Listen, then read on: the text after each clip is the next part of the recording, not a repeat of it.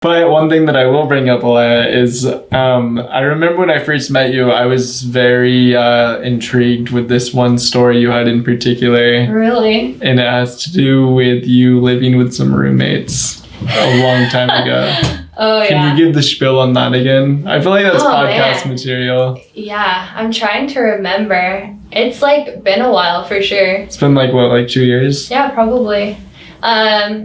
I think it's, okay, so I think it's the house that you're thinking of. It was like a pretty small house with like a lot of girls, and the girls were like, You said the fucking girls gross. fucked you. Yeah. So, okay, I was in this house. I really wasn't there for long, but it was like the first house I moved into, like after my parents' house, basically.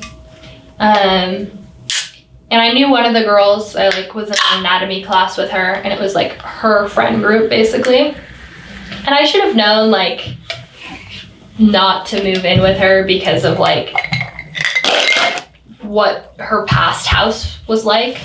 But she was like, oh no, like we just don't like this place, so we don't take care of it. But like it was like mad disgusting. But the first month that I was supposed to live in that house, like I was gone on vacation with my ex's family. So we were like in Idaho the first month that the girls were in the house. And basically like while I was gone, like right before I left, I set up my room entirely and like had all my shit in there. And like my shit got like fucked with mad. Like I came back to like a used condom in my bed, like crumbs of some mystery food in my bed. Like it was gross. But I like came back and I was like, whatever, like I'm just gonna try and like deal and like maybe it's just some misunderstanding, like maybe they threw a party and someone just like came in here, whatever. But I was like there for a little bit, and it ended up just like kind of being not a chill place to live. Like the girls had like very much bonded while I was gone, and like they just weren't really about like, I don't know, keeping a place nice.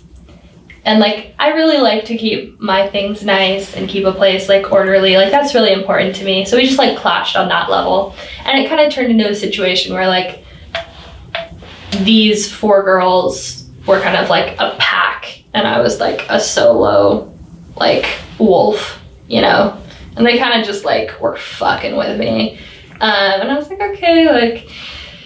So I ended up like after about a month of living there, like really just not wanting to be home, because anytime I was there it was just like really not good. Like they would just kind of fuck with me all the time, and like I don't know, or like stealing from me, and like just not doing chill stuff. But yeah, I ended up like coming home one night because I needed to grab something, and I hadn't been home in like a week because I was like just kind of trying to avoid them.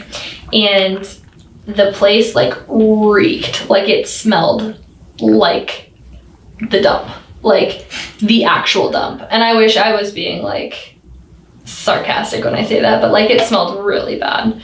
And I've lived in some like shitty places, but I was like, oh god, that's gross. So I like walk in, and in the kitchen, like the sink is full of dishes. It's overflowing with water, like onto the ground. There's like a pool of water sitting on the ground.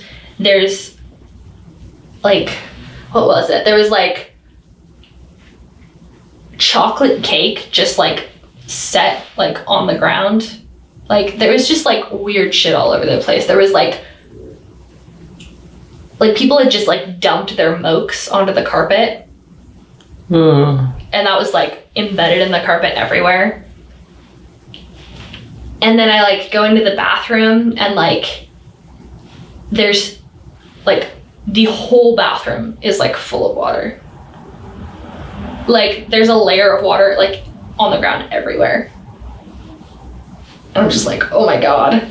And my dad's with me, and he like immediately is like, I'm getting you out of this place. Like, this is fucked up. Like, you're gonna get in serious trouble with your landlord. Like, they could literally sue you over this. Because, like, it's permanently fucking up this house. Like, it's causing water damage everywhere. And I was like, no, like, I can clean it up, like, whatever. And yeah, shit just got, like, really sketchy. I ended up, like, emailing the landlord, kind of trying to, like, get out of it. I'm like, I just don't feel, like, safe here. And yeah, just, like, got really sketchy with the girls, and the girls ended up kind of threatening me and, like, threw all my shit out, like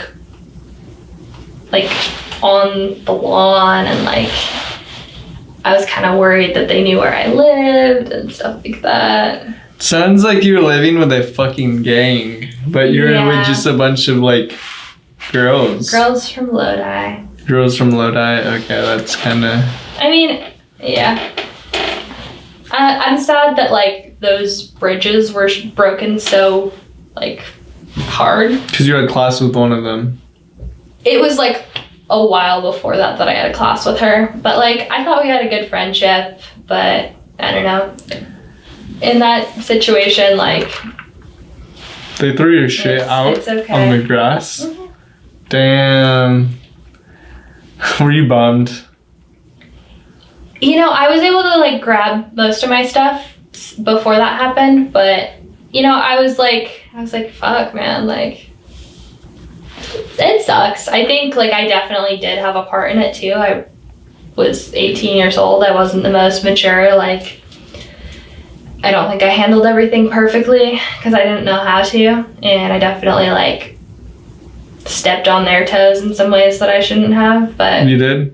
Yeah, I don't know, like, exactly how, but I think I definitely, like, fucked up in some certain ways, too. But, yeah, it wasn't fun.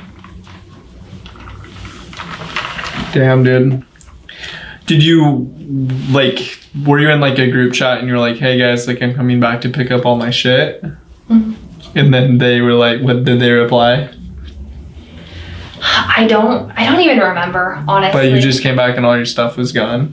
Out on the curb. Well, so I texted them, I think, like, a couple days before that, like, saying I was gonna, like, swing by and grab my stuff.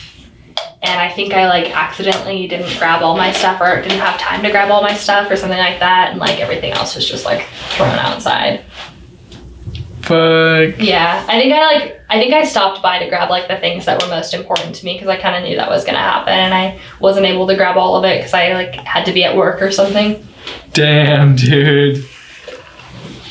And you didn't have a key to go in again?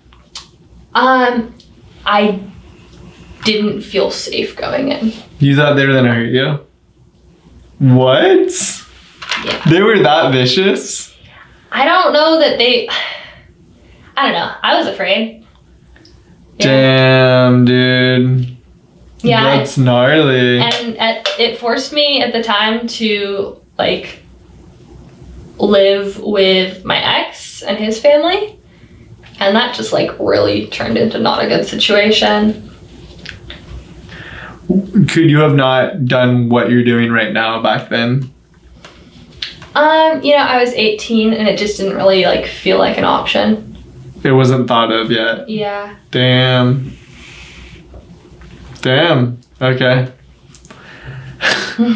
are you still, like, friends with those girls on, like, Instagram, Snapchat? No. Do you think they still live in the area? I have no idea, actually.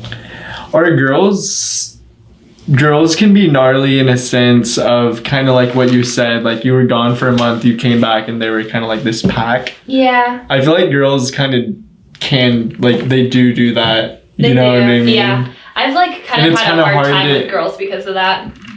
It's, like, hard for a girl to infiltrate that pack and become one within the pack. It is, yeah. I don't know. Like, kind of until I came to the shelter, like, I hadn't really found, like, genuine friends.